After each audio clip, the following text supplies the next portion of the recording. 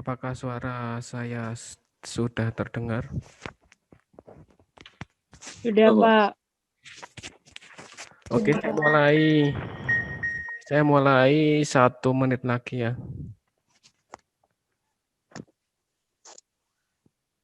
Dapat kopi dulu, Pak. Sudah siapa belum yang sudah ada di Zoom ini?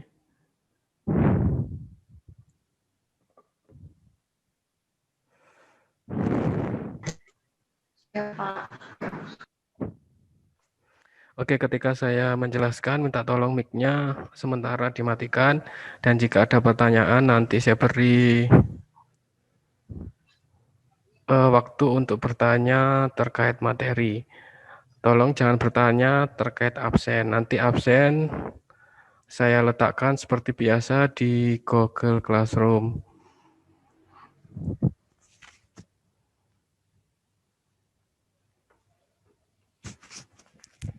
Ya, gitu ya, paham ya?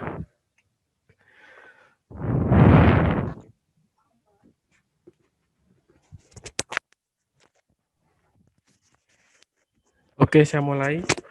Sebelum saya meneruskan materi selanjutnya, saya ingin sharing terkait tugas pertama dan tugas kedua. Silakan kalian hidupkan mic-nya jika ada pertanyaan.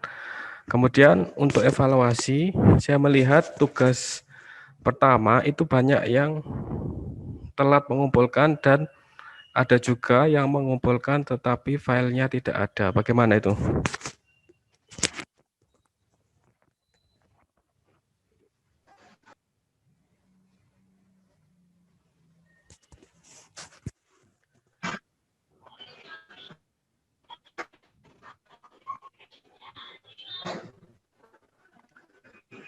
Oke, minta tolong ditanggapi. Isti,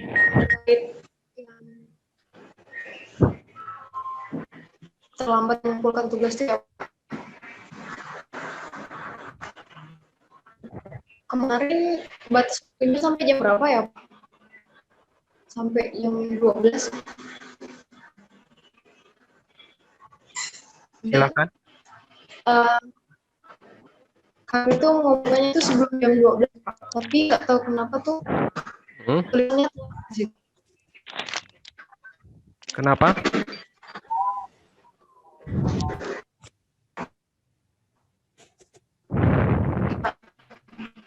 Jadi saya anggap telah mengumpulkan tugasnya. Untuk Saudari Hesti,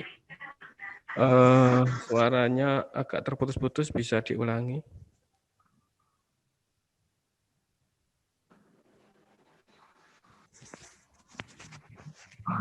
Oh, iya.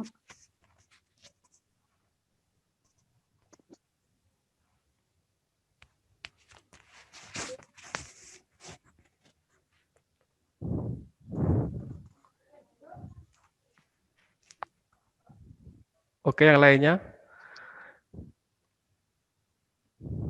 Ada Pak. Gimana nanti saya nilai kalau nggak ada file tugasnya ya? Kenapa? Kenapa? Ai, olah HP ini ya, Kak?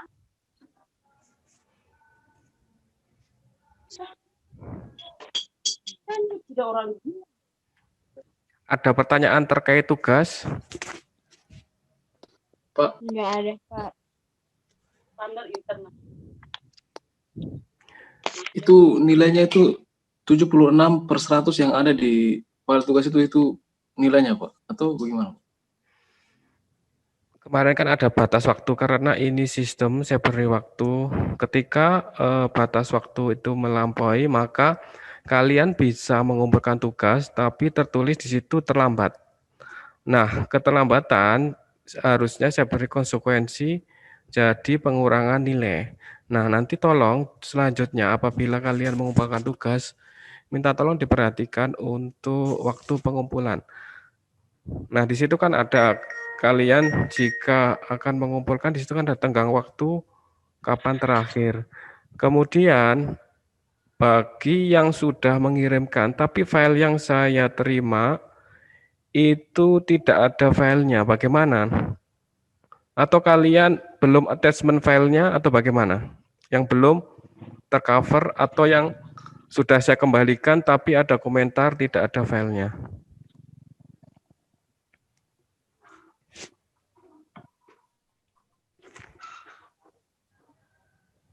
Kumpul pada hari Rabu, Pak, sebelum dekat Natal.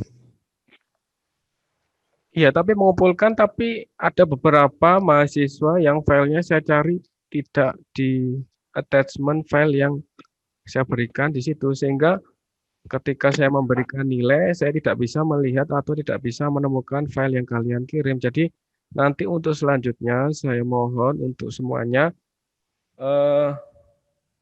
silakan di attachment sesuai di Google Classroom ya.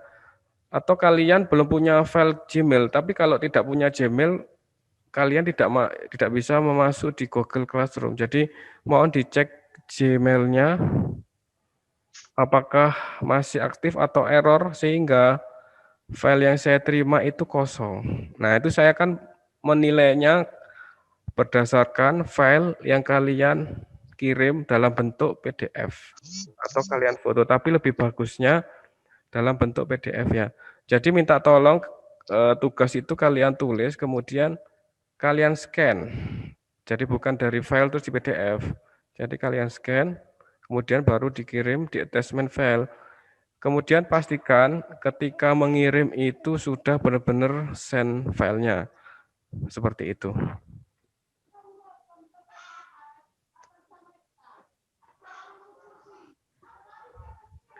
Oke, nanti untuk selanjutnya saya beri kesempatan untuk memperbaiki nilai di tugas selanjutnya gitu ya. Iya, Pak. Oke, hari ini saya akan melanjutkan, atau sebelum saya melanjutkan ada pertanyaan yang mungkin belum sempat kalian utarakan mumpung kita saat ini menggunakan Zoom. Sebenarnya saya sudah mencoba ya, maksud saya kalau bisa lebih dari 40 menit kan lebih bagus. Saya kemarin mencoba untuk menghack ya bahasa anunya, tapi saya belum berhasil untuk lebih dari 40 menit. Jadi ya kita usahakan maksimal lah untuk menggunakan Zoom. Nanti saya coba lagi supaya bisa lebih dari 40 menit bahkan 24 jam sehingga tidak terpotong ketika saya menjelaskan di menit 40 lebih gitu ya. Ada pertanyaan atau saya lanjutkan ke materi selanjutnya ya untuk pertemuan hari ini, pertemuan kelima, materi keempat. Lanjutkan, Pak. Oke, saya share screen dahulu. Minta tolong apakah sudah terlihat jelas? Sudah, Pak. Sudah, Pak. Sudah ya? Bentar, saya dengarkan. Oke, saya mulai ya. Assalamualaikum, selamat pagi. Kita melanjutkan materi selanjutnya di pemetaan dan sistem geografis. Tolong yang masih ada suara itu minta tolong di unmute dulu ya, supaya teman kalian yang mendengarkan juga tidak terganggu. Oke, saya lanjutkan di materi hari ini, sistem dan subsistem SIG. Saya mengulang pertemuan yang minggu lalu atau 2 minggu yang lalu bahwa kalian sudah mempelajari apa itu SIG, kemudian komponen apa yang harus ada di SIG, kemudian contoh atau aplikasi apa yang digunakan. Untuk kali ini saya akan menjelaskan, ini singkat aja sebenarnya, sistem dan subsistem SIG. Kalau kalian yang kemarin sudah mempelajari apa itu sistem pengertiannya, nah semoga kalian bisa lebih memahami dan melihat materi di selanjutnya, bisa juga lewat PowerPoint atau PDF yang saya berikan, atau apabila kalian kurang jelas, bisa mendengarkan penjelasan di video YouTube ya. Kita masuk ke materi yang keempat, pertemuan kelima. Oke, kalau kita membahas sistem informasi geografis terkait sistem dan subsistem, di sini ada subsistem sistem informasi geografi. Jadi sistem itu nanti dibagi beberapa subsistem. Apa aja subsistemnya dari SIG? Yang pertama itu ada berupa data. Kalau kalian belajar di sebelumnya, data diperoleh dari mana aja? Bisa dari lapangan, dari observasi lapangan, kemudian hasil dari survei ukur tanah, hasilnya bisa berupa peta, garis kontur, dan sebagainya. Jadi dalam subsistem SIG ini kita membicarakan terkait data. Apa aja? Yang pertama ada namanya data input. Jadi inputnya itu dari mana aja, kemudian ada data manajemen, kemudian data manipulasi, sampai dengan data output atau data keluaran. Jadi di sini subsistem SIG ada 4 macam data. Kemudian saya jelaskan satu persatu apa yang disebut dengan data input. Jadi data input itu fungsinya untuk mengumpulkan dan mempersiapkan data spasial dan atribut dari berbagai sumber. Kemudian sekaligus bertanggung jawab dalam mengkonversi atau mentransformasi format-format data aslinya ke dalam format yang dapat digunakan SIG. Jadi data mentah itu nanti diolah di data input itu, nanti dibaca dalam sistem SIG tersebut. Misalnya data kalian dari peta atau dari hasil dari survei ukur tanah yang kalian lakukan itu kan berupa data namanya apa, dari survei ukur tanah hasilnya apa? Kemarin kalian hasil dari survei ukur tanah itu nanti bisa dibuat data dasar untuk mengolah atau memperoleh data output yang kalian butuhkan. Kemudian di sini ada namanya data manipulasi dan analisis. Jadi yang bertugas menganalisis itu softwarenya. Tapi dengan catatan kalian memberikan data-data yang dibutuhkan. Jika data output itu tidak ada, maka yang dianalisis itu apa? Jadi harus jelas ketika kalian akan memasukkan data tersebut ke dalam softwarenya SIG. Jadi di sini ada data manipulasi data atau analisis, di mana fungsinya untuk menentukan informasi yang dapat dihasilkan oleh SIG. Selain itu juga melakukan manipulasi dengan pengombalian data untuk menghasilkan informasi yang diharapkan. Ketika kalian ingin misalnya membuat peta administrasi atau peta batas wilayah, maka data apa yang diperlukan? Nah, itu harus jelas. Misalnya data kecamatan, kemudian batas desa dan lain sebagainya, itu nanti di output dimasukkan ke dalam software SIG. Kemudian selain data output dan data manipulasi, ada namanya data manajemen, yaitu fungsinya untuk mengorganisasikan baik data spasial maupun atribut ke dalam sebuah basic data sedemikian rupa sehingga mudah dipanggil, diperbarui, dan diedit. Dalam artian, maksudnya mudah dipanggil ketika kita mengoperasikan data tersebut, kita klik sehingga keluar data. Kemudian apabila misalnya terkait jumlah penduduk, kita tahun 2020, kemudian kalian ingin mengedit lagi jumlah penduduk di tahun misalnya membuka di tahun 2025, pasti kan data tersebut harus diperbarui, harus diedit lagi sehingga menghasilkan output yang sesuai dengan kondisi existing. Kemudian setelah itu yang terakhir ada data output, keluarannya apa? Fungsinya menampilkan keluaran seluruh atau sebagian basic data baik dalam bentuk soft copy maupun hard copy seperti tabel, grafik, dan lain. Jadi data outputnya nanti berupa peta, tabel itu berupa tabel atau grafik, boleh kalian print out ataupun dalam bentuk soft copy. Nah, di sini tadi kita sudah menjelaskan 4 data ya dan masing fungsinya.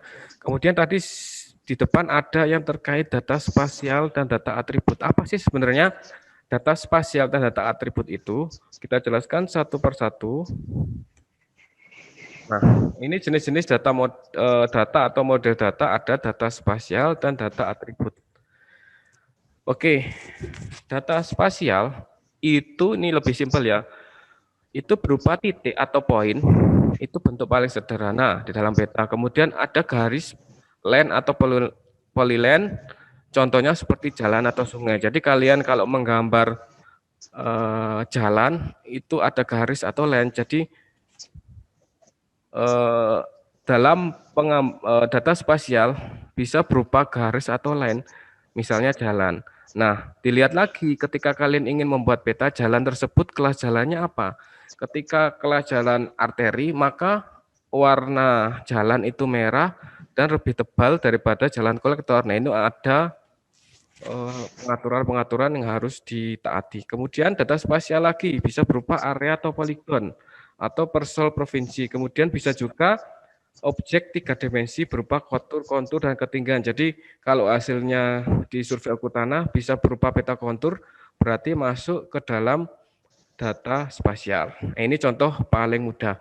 Kemudian data atribut apa? Data atribut yaitu mempresentasikan aspek-aspek atau mendeskripsikan penjelasan dari suatu fenomena di permukaan bumi dalam bentuk kata-kata, angka, atau tabel. Nah, ini contohnya misalnya kalian ingin memetakan nama, by name, by address, kota, dan nomor telepon. Ini bisa juga ketika kalian menampilkan data atribut, misalnya namanya Ani, alamatnya sudah ada, kotanya Jakarta, teleponnya sekian. Nah, data yang ini disebut data atribut.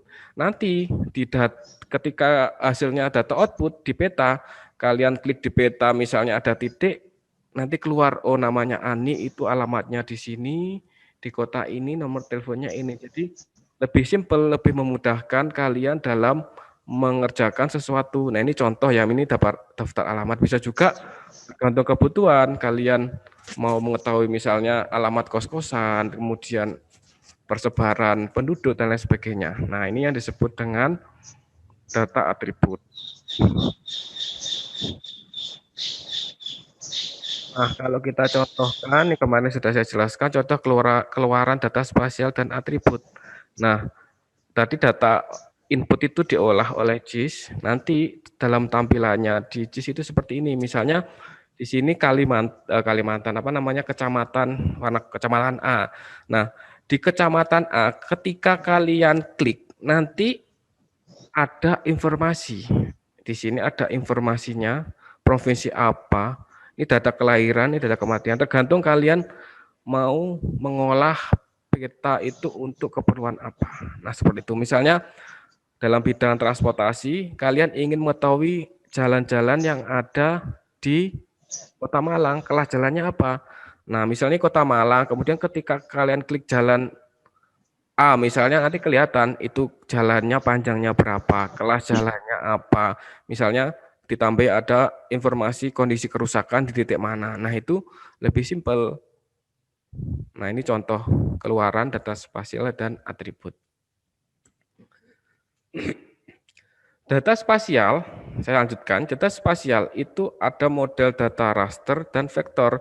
Kalau di awal mungkin saya sudah menyinggung di pertemuan kedua atau ketiga terkait model data raster dan vektor.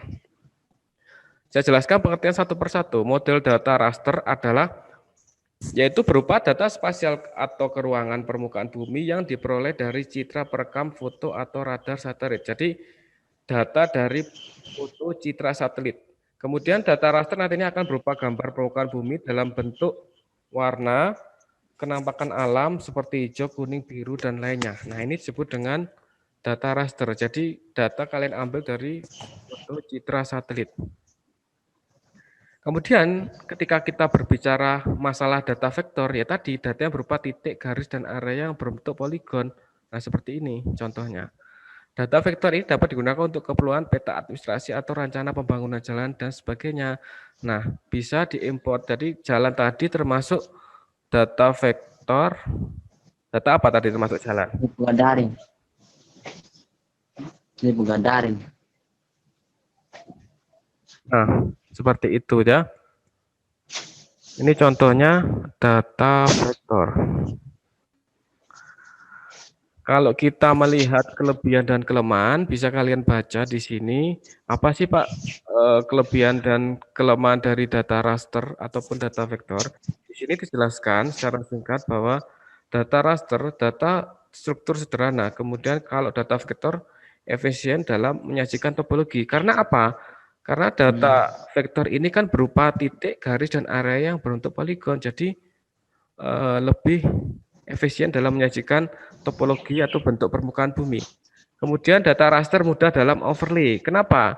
Karena data raster ini data dari citra satelit. Ketika kita mencoba menumpuk overlay itu lebih mudah daripada data vektor.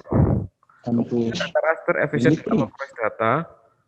Data vektor memperbolehkan dalam menyajikan jaringan dan mudah dalam menggabungkan atribut. Oke, minta tolong yang lainnya supaya dimatikan ya, terganggu nanti saya menjelaskan.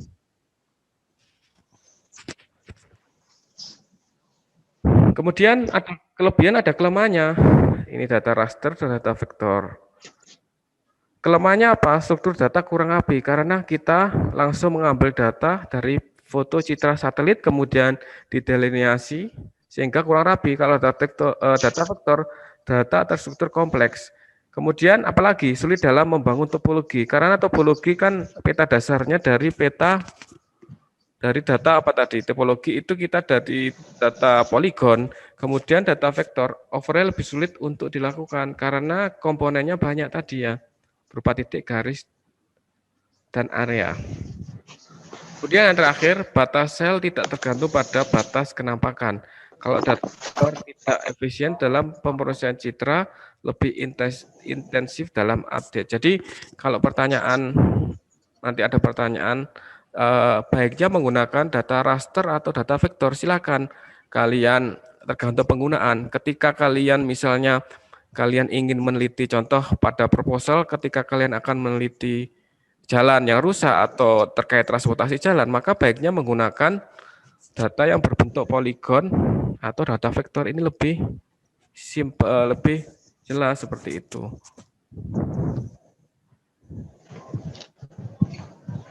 Nah, ini contoh perbedaan antara data vektor dan data raster kalau di dalam sistem informasi geografis.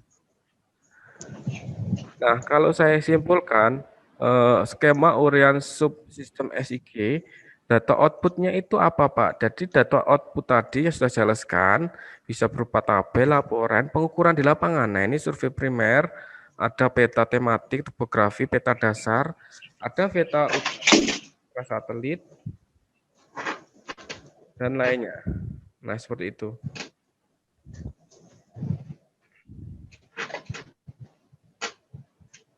Kemudian data tersebut di-input, kemudian manajemen itu dikelola, namanya manajemen dikelola, kemudian diproses, data dimanipulasi atau diproses, sehingga mengeluarkan output. Output apa yang kalian butuhkan? Di sini ada tabel, peta, laporan, atau soft copy. Nah, ini uraian atau kesimpulan terkait sistem dan subsistem yang saya terangkan hari ini. Nanti data atau materinya saya taruh di Google Classroom, silahkan kalian baca. Nah, untuk cukup sekian. Silakan apabila ada pertanyaan terkait materi hari ini, masih ada waktu 5 menit untuk bertanya.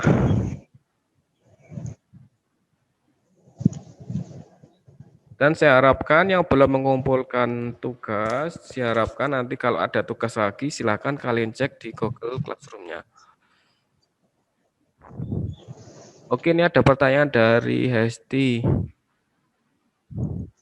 Kemarin batas waktu tugas 1 kalau tidak salah jam 12. Nah, saya dan teman-teman kemarin mengumpulkan sebelum tenggat waktu, tapi nggak tahu kenapa masih terlambat, Pak. Nggak ada unsur kesengajaan sama sekali untuk terlambat mengumpulkan tugasnya. Terima kasih. Nah, itu kalian cek ya nanti. Tapi ini sistemnya, jadi saya tidak hanya memberikan tenggang waktunya. Kalau terkait kesalahan ini nanti di selanjutnya coba kalian cek lagi ya.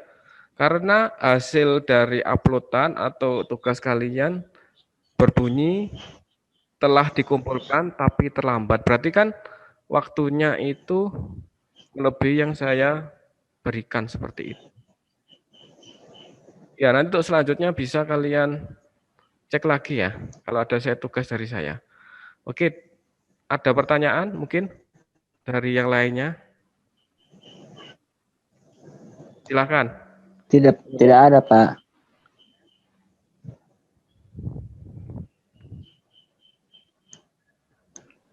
Tidak ada, Pak. Dari saudara, coba saya cek ini ya.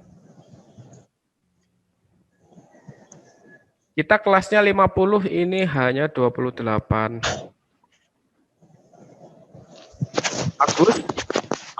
Agus Lupianto, ada pertanyaan?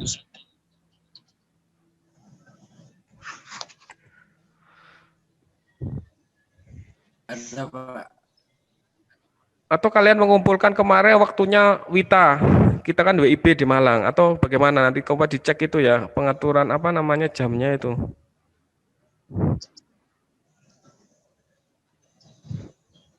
Bisa jadi, Pak.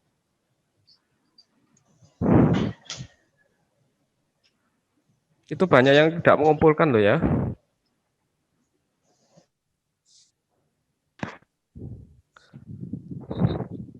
Ada lagi yang lainnya? Sudah paham atau tidak paham sama sekali atau setengah-setengah? Pak. Nama? Tidak paham, Pak. Pak, gimana, Pak? Kalau kami yang masih belum kumpul tugas 1 itu, Pak. Siapa? Nama siapa? Bagus. Bagus Riyadi. Ini coba ditampilkan. Bentar, Pak.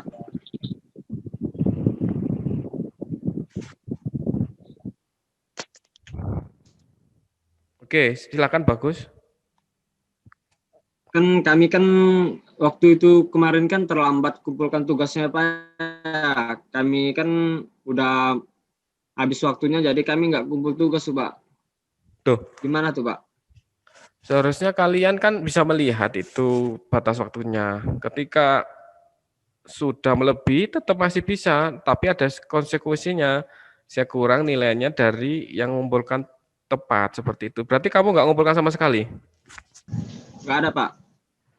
Kenapa? Waktunya sudah habis, Pak. Terus waktunya habis kamu menyerah gitu. Ya sudahlah gitu. Ya enggak, Pak. Kebanyakan mereka juga gitu, Pak. Jangan ikut-ikut. Jangan ngikut yang salah, ngikut yang benar ya. Nah, kalian kan semester berapa ini? Semester 3, 3, Pak. Nah, semester 3 itu saya saran kalau bisa semester awal itu nilainya kalau bisa kalian joskan semua sehingga nanti semester 7 seperti bimbingan saya, kalau semester 7 harus sudah proposal, semester 8 harus sudah sidang. Jadi enggak lama-lama seperti itu. Jadi saya harapkan ini di kelas pemetaan ini tidak ada nanti nilai yang mengulang ya. Nanti ketemu saya lagi, saya bosen ya ketemu terus. Seperti itu. Nanti gini aja, nanti jika ada tugas selanjutnya, coba kalian perhatikan dalam pengumpulannya ya, gitu ya.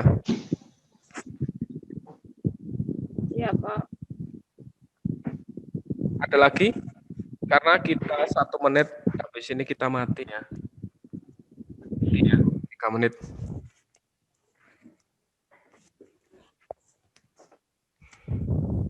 Silakan kalau ada pertanyaan lagi.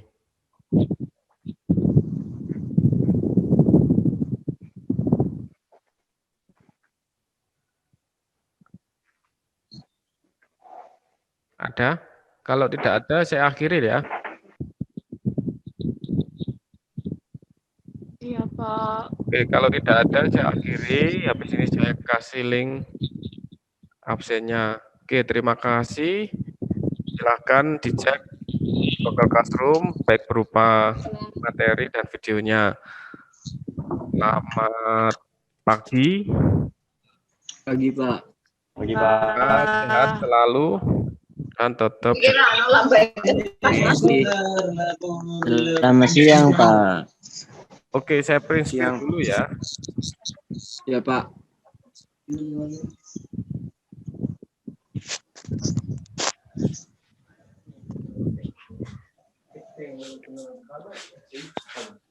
Oke, saya tutup. Semoga menjadi ilmu bermanfaat. Assalamualaikum, selamat pagi. Waalaikumsalam warahmatullahi wabarakatuh. Waalaikumsalam. Selamat pagi.